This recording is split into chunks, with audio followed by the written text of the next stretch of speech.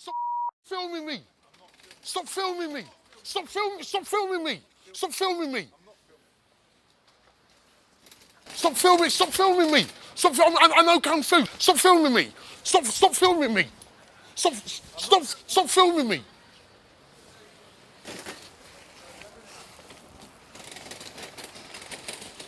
Stop filming me. Huh? I know that woman. Rosario Dawson. Rosario Dawson. Oh my God, Rosario Dawson, please. Rosario Dawson, keep filming. You're Rosario Dawson. Hi. You using kids? Descent. You was in Sin City. You was in when you killed all the people with Clive Owen and you was in Men in Black 2. Please don't go. Can I have an autograph, please? Can I have an autograph, please? Please, Rosario. Please, can I have an autograph? Do you have a pen? I have a pen. Wait, that's Rosario Dawson. Wait, please. Don't stop filming. Don't stop filming. Keep filming. My friends ain't gonna believe it. Keep filming. They're not gonna believe it, Rosario. Do you have I seen Rosario Dawson. Hello? I seen Rosario Dawson. I sing Rosario Dawson. Please, okay. It's very nice to meet you. Keep me nice to What's your meet name? you. I haven't got one. Okay. Are you filming him? Please, I can't find a pen. All right. Well, No, please, wait. It was really nice to meet you. No, please, I've got something, please. Look, I got something. Please. Oh wow, that's Please. That's really nice. I've got something. Please, stay there, please. Please, don't stop. Please, stay there, please, Rosario Dawson, please. My friends ain't gonna believe it. Whatever you do, keep filming. That's Rosario Dawson. All right. Sorry.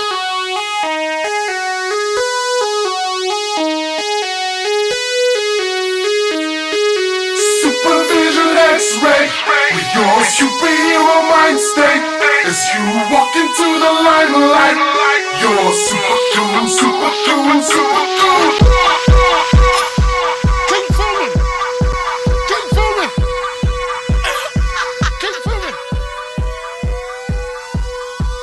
Keep filming. Okay. Keep filming, please.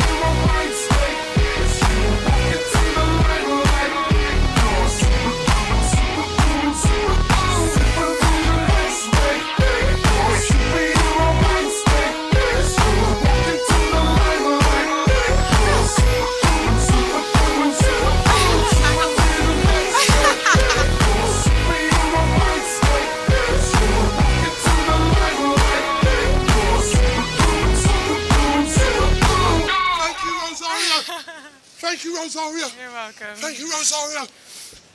Okay. Thank you. Thank you, Rosario. King for me. You're super cool. The glasses. You are super cool. You gave me the glasses. Bye, Rosario. I can say I was tormented Bye, Rosario. as a child because I was. She gave me the glasses. And the truth is, Bye, Rosario. Rosario Dawson. Bye. Bye, Rosario. Put that on your YouTube. Put that on your YouTube.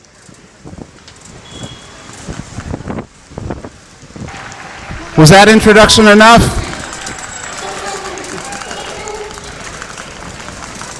All right, come on.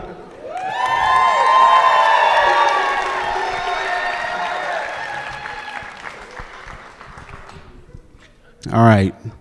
Jeymes and I are going to have a conversation now. You feel free to listen in. That's how it's going to go down.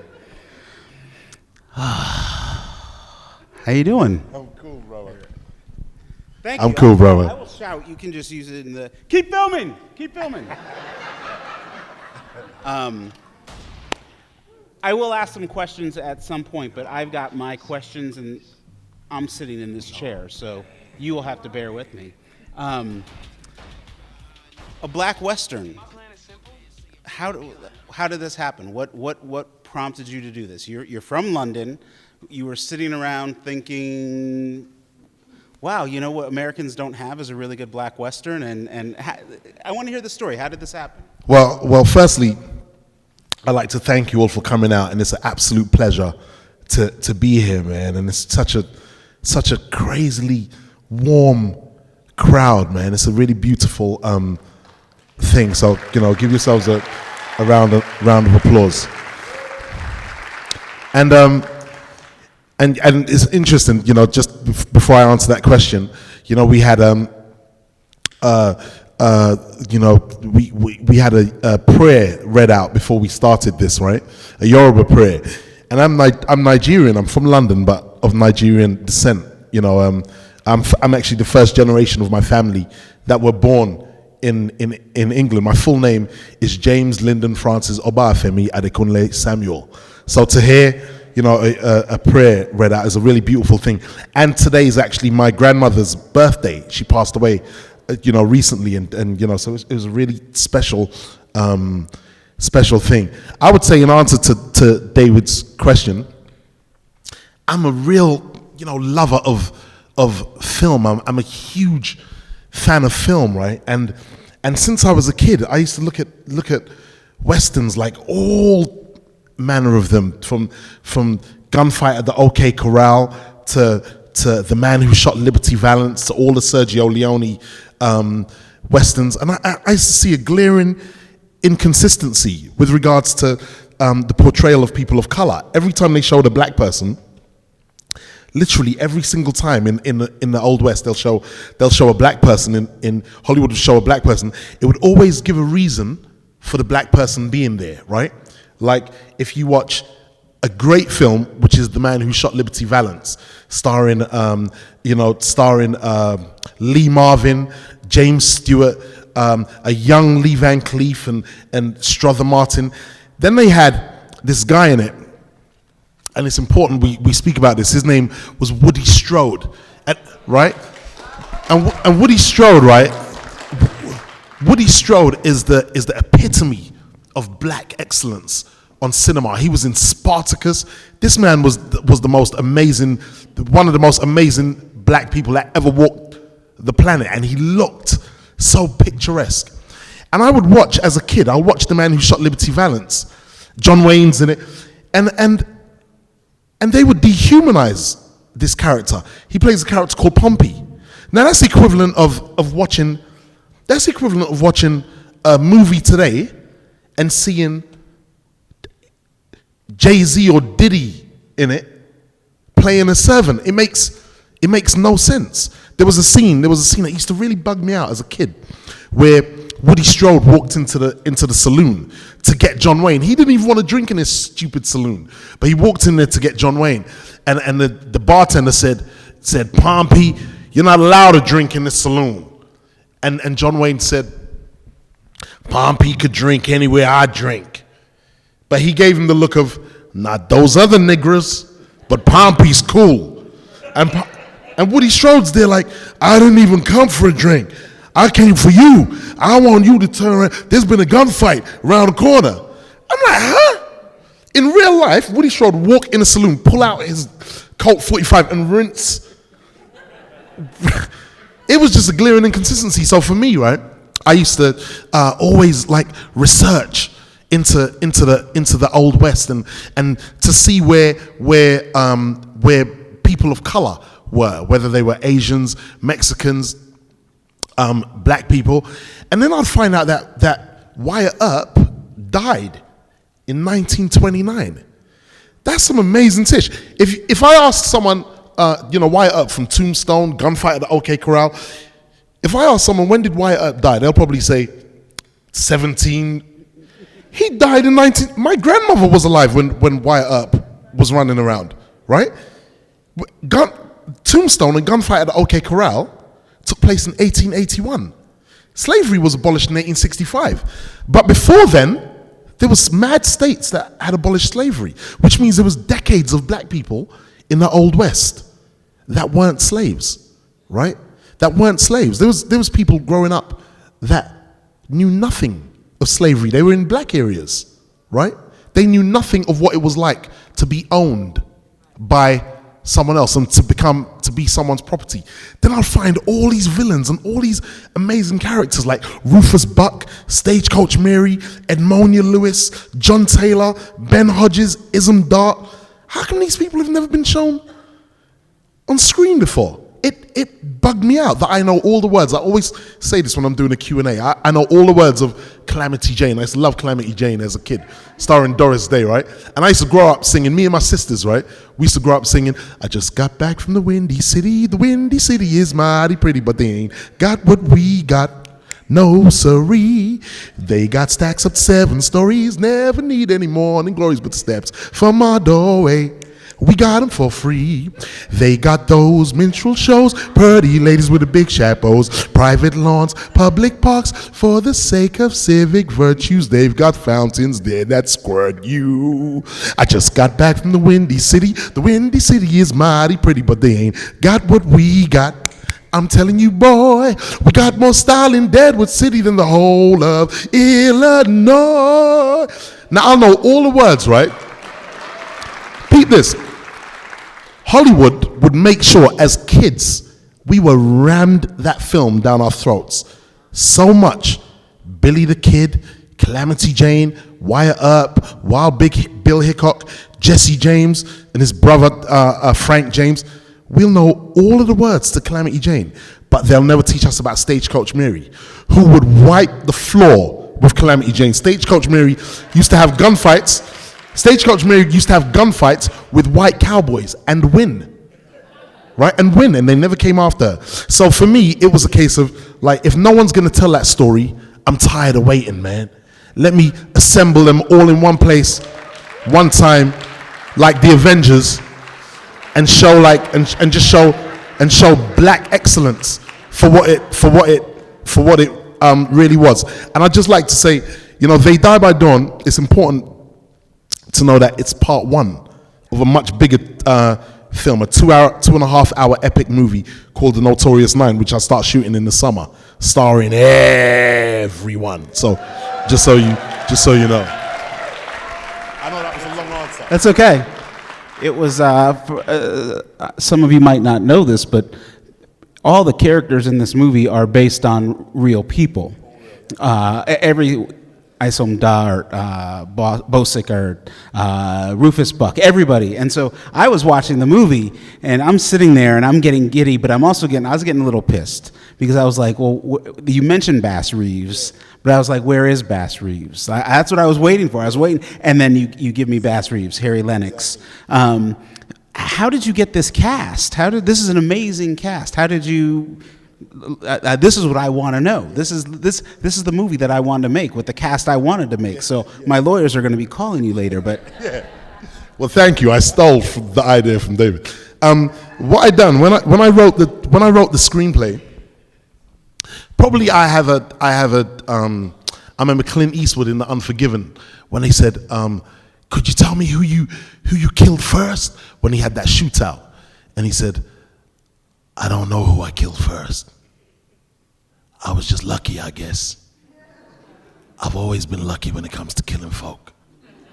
Like, I've always been lucky when it comes to speaking to actors and musicians. I wrote the screenplay first, and I'm a firm believer in the field of dreams saying, if you build it, they will come. So I wrote a screenplay, and then I wrote my dream list of actors, my dream cast, like, who would I want for that person? Who would I want for this person? Who would I want for that person? And I took planes out, like 100 flights, to every single one of these people, and I sat them down, and I told them the vision. And I didn't ask any actor, and all of them would verify what I'm about to say. I never asked one actor to be in They Die by Dawn. I just put my hand on their shoulder and said, and you play. You know what I mean? And I'd done that to, for the record, I'd done that to Lawrence Fishburne 2 weeks ago for Notorious 9. I was like, I'm not going to tell you who he plays yet, but I was like, and you play, you know what I mean? He's like, huh? Which is a crazy. Lawrence was saying to me, okay, have you? So it's a black western, huh? Have you heard of Nat Love? I was like, yeah, Nat Love is the lead in the. Have you heard of Rufus Buck? I was like, yeah, Rufus Buck is the outlaw in the. Have you heard of like Sheriff Bass Reeves? Yeah, Sheriff Bass Reeves is actually on the tail of. Look, you play. You know what I mean? And so I've always been fortunate when it comes to getting hold of people, and I honestly believe if you build it, they will come, and anything's possible. Did something that I tell people this all the time when I've interviewed tons of black actors, black directors, black producers. The one secret is we all want to make a Western. When I first started working in film like 20 years ago and started meeting people, that was the one everyone wanted to make a Western. So I'm wondering, was it like, this is people's dream come true, isn't it? Like, was that how they reacted to you? Absolutely. Every actor, they were crying on set, right? On the final day of shooting, Michael K. Williams and a few others just burst into tears, and it's interesting because I will do like crazy things, and I'm a really confident individual. I've always thought I've never understood shyness, right? I think it's just a gene that I wasn't born with, right? But however, the first time I met Michael K. Williams, right, we was in Soho House in New York, and our meeting was at 3:00, and he didn't know what the meeting was for. Michael K. Williams is Nat Love, and he plays Omar in The Wire and Chalky White in Boardwalk Empire, and he didn't know what the meeting was for. And we sat down, and I was telling him about the role, right? And he done something which is really strange, because he didn't know how comforting it was for me, because I'd never directed something on that scale before, right? So I was just like grabbing my balls and like, look, raggo. But secretly, like, I have moments of like, wow, man, this is a big undertaking. And then, and so I was speaking to Michael, and when I was telling him, you stand in front of Ben Hodges, and you tell him, you got 2 guns, I got 1. Sound fair to me? And Ben Hodges looks at you and says, no, sir. What's fair is I'ma wait until you and Stagecoach Mary kiss and make up. And when you fall asleep in each other's arms, I'ma creep in your room and slice your throat wide open. Watch you bleed all over your woman. And when I was telling him the words, he would take the words and start acting them back to me. This is in Soho House. That meeting took like 4 hours, right? We was only meant to speak for like half an hour. I was just envisaging talking to him and telling him, and you play. And so I began directing him in Soho House. It was a really amazing thing. So he let it be, he broke that seal for me, like mentally, like I knew I could do it. However, so by the time I came to shooting, I had met pretty much all of the actors. Even if it wasn't face to face, on the phone. The only person I never had any communication with was Harry Lennox, who plays Sheriff Bass Reeves. And he's one of my favorite actors of all time. And you know how it is, David, like being black, right? We'd see these amazing actors who we'd absolutely love, but they're in Hollywood, and we know that they'll never get an amazing role for the rest of their lives, right? Like exactly like Clifton Powell, who I knew as Cutty in Dead Presidents. This dude, if you've not seen Dead Presidents, man, all you need to do is YouTube the clip. Just put Dead Presidents Cutty in, and you'll see Clifton Powell give one of the illest monologues Hollywood has ever seen. Lorenz Tate is coming home with the groceries, and Clifton Powell plays the pimp, and he's outside that. He's leaving the house, and he's leaving his house, right? And Lorenz Tate is coming home, all nerdy like, with the groceries, and he goes, "Hey, young blood, just bringing home the groceries, huh? I remember when I was young, I used to love to bring home the groceries."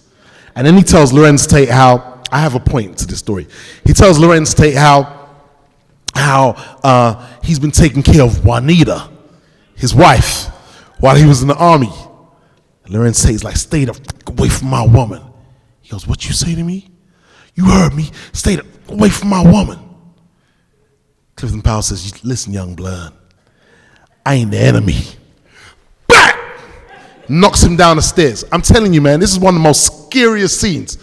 He starts walking down the stairs, and he says, and he pulls out his I think it looks like a Desert Eagle. He just pulls out this big gun. And he goes, "Big bad Marine, look at you now. Does she fuck you? Does she suck you? Well, she wasn't doing that before you went to the war now, was she? Don't ever in your life bite the hand that feeds you." And he says, "You lucky this personal." And then he winks. He goes, "Good night, Santa. See you, Santa Claus." I'm like, this man is one of the illest actors in Hollywood, right? But yet, you'll see Clifton Powell in a movie premiering on World Star Hip Hop, right? After a role like that, the last poignant thing he played was Pinky in the Friday series. I'm like, man, these are some of my favorite actors, and it's not a color thing, or I honestly don't think it's a color thing or a race thing a lot of times, right? I think that black people just aren't in power. I was telling Harry Lennox, right, that I've never sat around and seen and listened to my 4 friends of color talk about, "Yeah, you know what? I want to make this movie about this little Jewish kid in World War II," you know. So I'm saying, like, we just need to be in those positions. Back to my original point. The one person that I hadn't met was Harry Lennox, right? Who plays the sheriff. And I love Harry Lennox. And so I was kind of, if ever I was going to experience shyness, that was the day. It's impossible, right? But that was the day, if ever it was to come, David, right? The Harry Lennox shooting day was the day. But I met him on set. So watch this, I'm filming, right? We go through we rehearsed, and then I was shooting a rehearsal just to see how it looks. This is on set, the day of filming. And he arrives to set. I didn't even know he arrived. I didn't know he was in costume. And I'm in a place called, filmmakers would know, we're in Video Village. The director sits in Video Village and he can watch all the shots. And then I hear his voice. "Nat Love, stop firing." I'm like, that sounds like Harry Lennox. Huh? Is he on set already? So I ran out.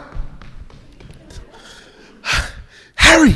And he looked at me and he said, "Hey, Mr. Samuel." Calls me Mr. Huh? "Hey, Mr. Samuel." I remember Harry Lennox from 5 Heartbeats. "Ain't got no money.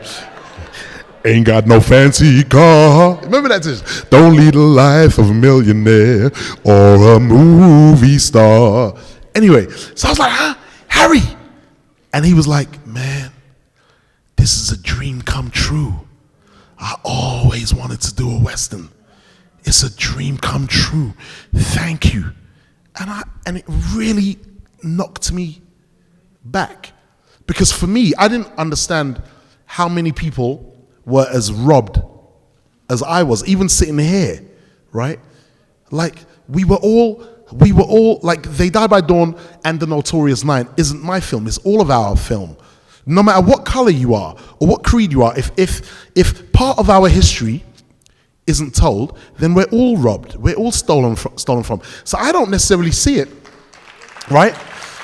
So I don't necessarily see it as me being from London. London is just another town. Like, we're on Earth, right? My parents were from Nigeria. There's no such thing as African American. We are African. We didn't choose.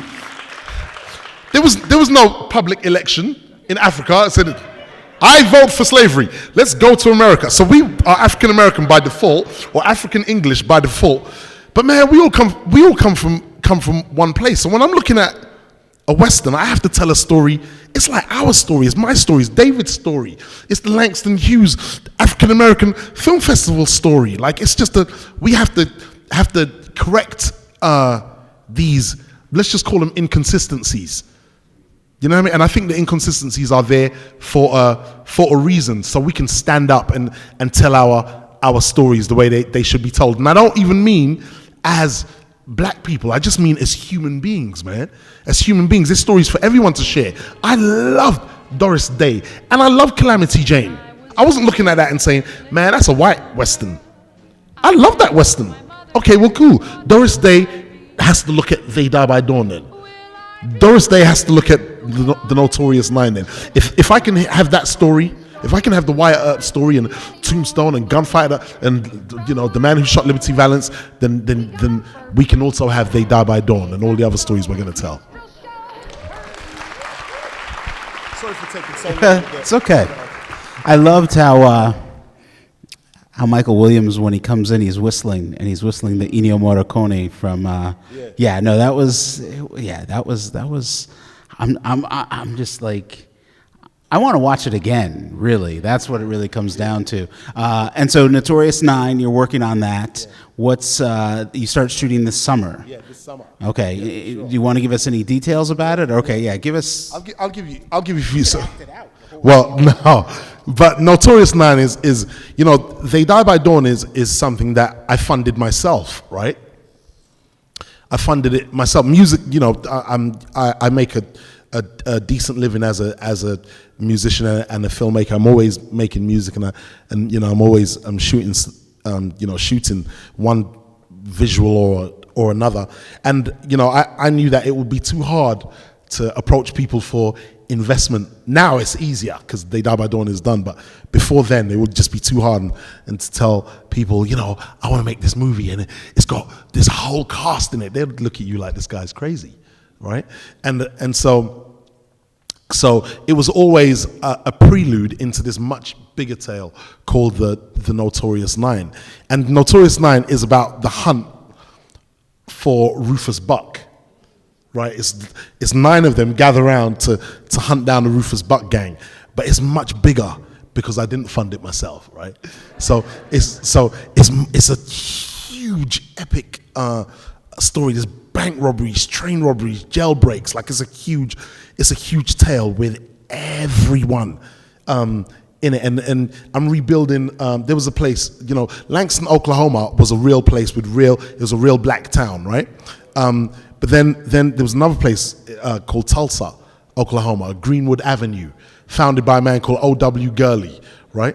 It was known as Black Wall Street, right? The most amazing place, because after slavery, post-slavery, people didn't want to do business with black people. The mentality was like that guy, the LA Clippers owner, that racist man, right?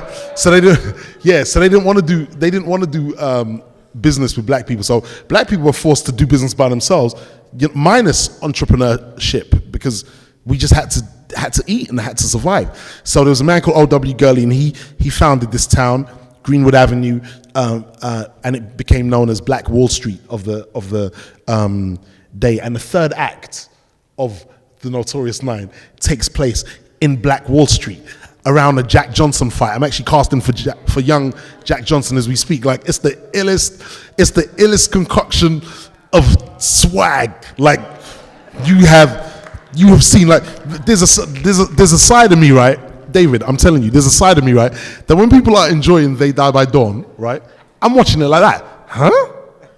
You don't like this? Wait for Notorious 9.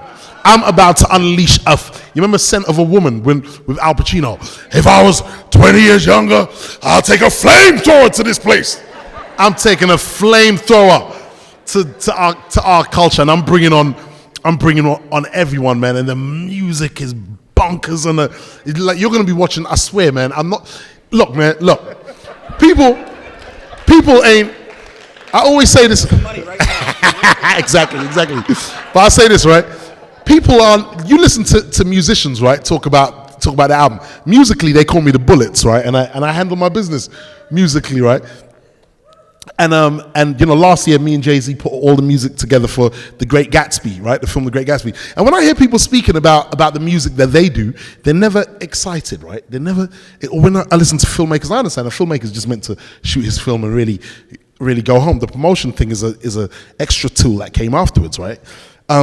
But for me, I'm super excited, man, about what I do. Like I can't wait to watch Notorious 9 on the screen. And I promise you, man, when you're watching it, as you're watching Notorious 9, you're going to be looking like this. This is a classic. This is a classic. Like I'm about to, and I don't care if it's politically incorrect saying that. Like I'm not here as a politician. I'm just giving us the stories we need to be, we need told. You know what I mean? I mean, at the end of the day, we haven't had that experience that much, and the response that I have, and I think a lot of other people have, and that you have, and the reason you're doing it is the moment you realize something's wrong, the moment for me, it was at a very early age, because I grew up watching Westerns too, but I had an uncle who was a cowboy, and so he, I was like, well, there's nobody in these movies that look like me, and then it was The Man Who Shot Liberty Valance was the first time, and Woody Strode walks in, and if any of you haven't seen it, I mean, John Wayne, you can overlook the John Wayne part, but when you watch Woody Strode in any movie he's in, whether it's Spartacus or Once Upon a Time in the West, you watch it and it's like, why isn't he the star of this movie? It's crazy, right? And the sad fact is that it took years before we could actually start making movies where people were the stars that deserved to be the stars. Culturally, we have been dehumanized on this massive level, and film has been this huge part of that dehumanization process. So, what you're doing, and I thank you for doing this, is, giving us that humanity with a 6-shooter. That's the best way to get it, is just blast it. So, are there any questions? Oh, by the way, before, that when you're a kid and they say there's no such thing as a stupid question? There is a stupid question. I don't want to hear it. So please, only smart questions. Do I have any questions out there? Yes, back there. For the record, I'm actually working on a TV series right now called Langston. Go figure. I have to finish the pilot by next week, and the pilot script and hand it in LA, and I'm working on that right now, and it takes place in that town, right? So it's all the ongoings in that town with more real characters, but it's almost in the same universe as the Notorious 9 and They Die by Dawn, but different characters, but you'll see particular storylines intertwining. I believe in the phrase Operation Kill 'Em All. You know what I mean? Yes, back there.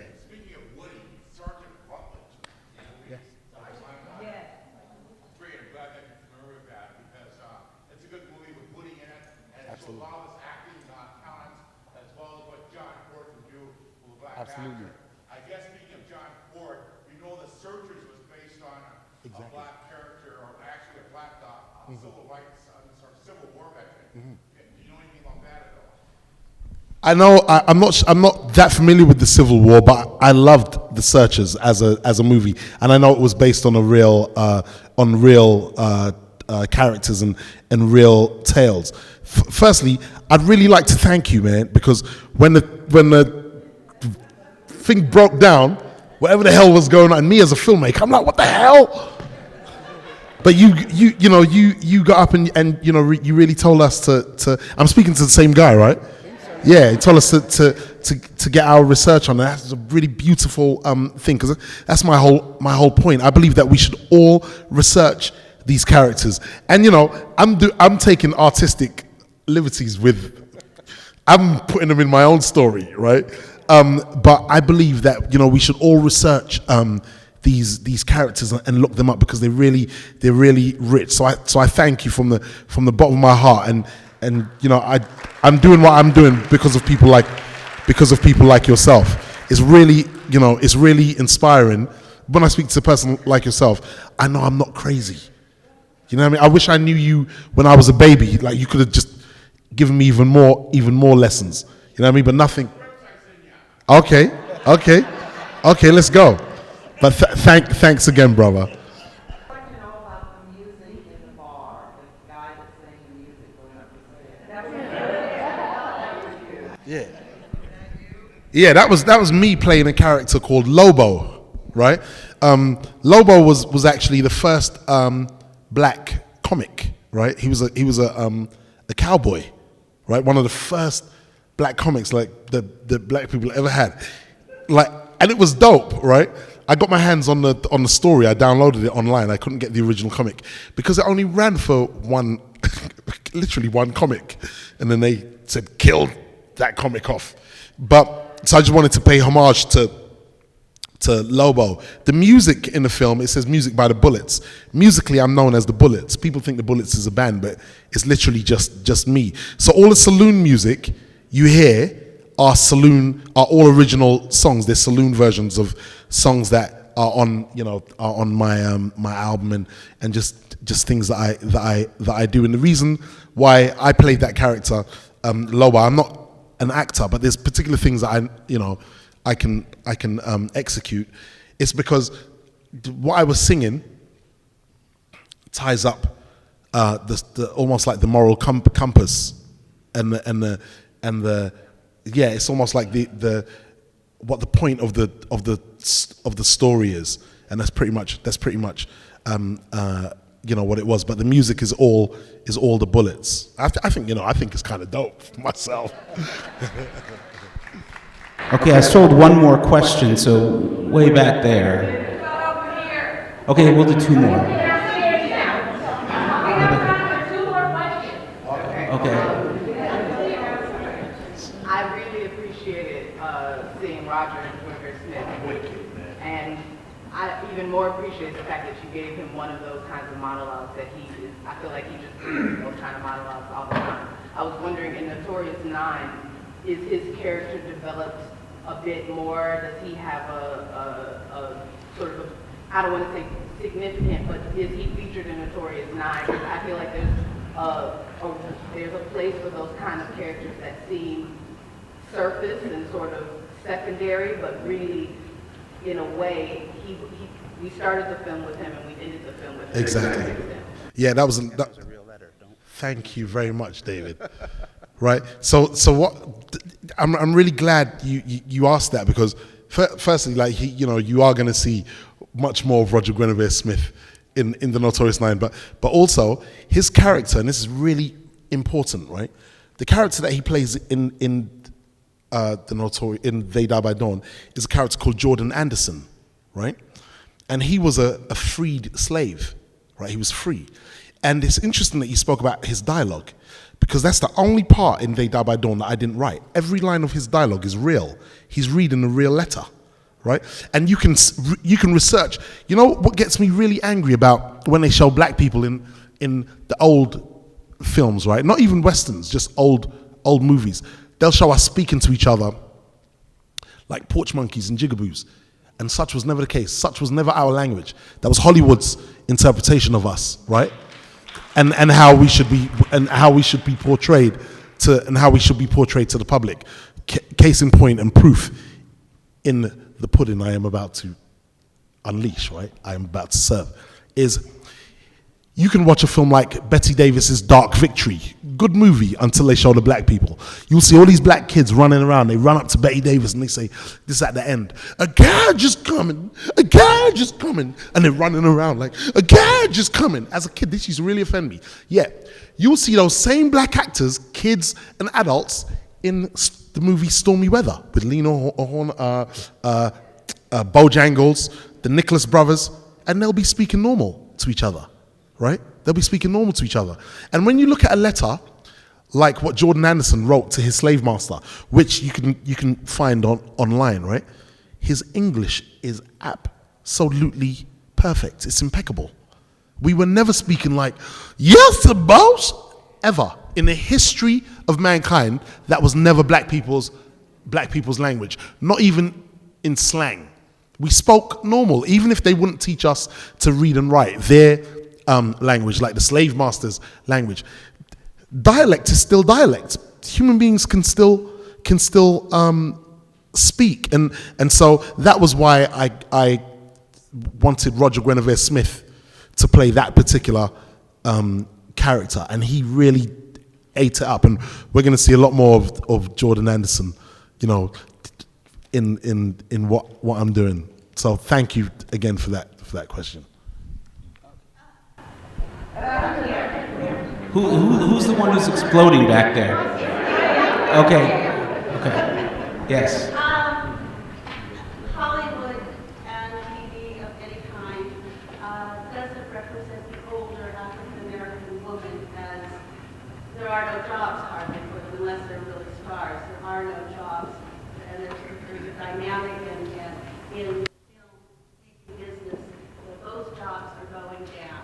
In your film, are you going to have older African-American women in them? Real good question. The type of question, yeah, exactly. The type of question. 65-year-old actresses. I do this every year at this festival. Raise your hand if you are a black actress over the age of 55 and ready to work. And you want me? And I'm serious. Raise your hand because there are several talented women in this right now. I have worked with myself. Absolutely. That are of an age and right and ready and not being touched yet. See, until, exactly. Round of applause. Round of applause. Good. Thank you. Good thing I'm Nigerian. I'm used to an ass whipping. But I'll say there's going to be in the Notorious Nine is two. You know, I can only do what I'm going to do. The reason why I'm laughing so much is because it's like I'm speaking to one of my elders, right? Which I'm trained to call auntie. So auntie, I would say when you're speaking to your elders, right? Even if the answer was no, you better say yes, and then go back and do your homework and make sure you include them in, because auntie's gonna. I always say, like, being Nigerians don't have children, right? Nigerians have servants. Any Nigerian in the crowd will tell you. Watch this. They'll say, like, your mom would say, "Oh, he can walk," and you be showing your uncle that you can walk, right?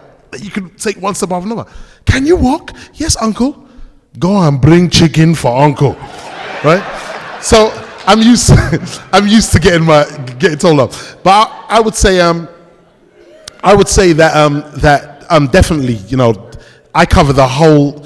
Just in the stories that I'm telling, I cover the whole. You know, old, young, and also, you know, there's not just black people in my next film, in the Notorious Nine. There's a whole sequence of the Kiowa Apache, like the Apache Indians. You know, this is actually Apache land. So there's, you know, the Apache Indians and everyone. Obviously, I'm not only just going to make westerns, but in the movies that I make, I want to you know, include as much of. I want to tell it as a 360 a story as I possibly can. So thank you again for reminding me, just in case I had left them out in secret. Okay, so I've got the signal that we have to wrap this up, but we're going to be downstairs. we got Zazie Black DJing and food, and Jeymes will be down there, and I'll be down there. And not that anyone cares about me, but you can ask me questions too. I know stuff. I can't sing like him, but I'll do some breakdancing moves. So again, thank you very much. Please, another round of applause for Jeymes Samuel. And also, I'd like to give a huge round of applause to all of the organizers of this beautiful, amazing festival, man. Jackie, like everyone. So, and thank you for coming out.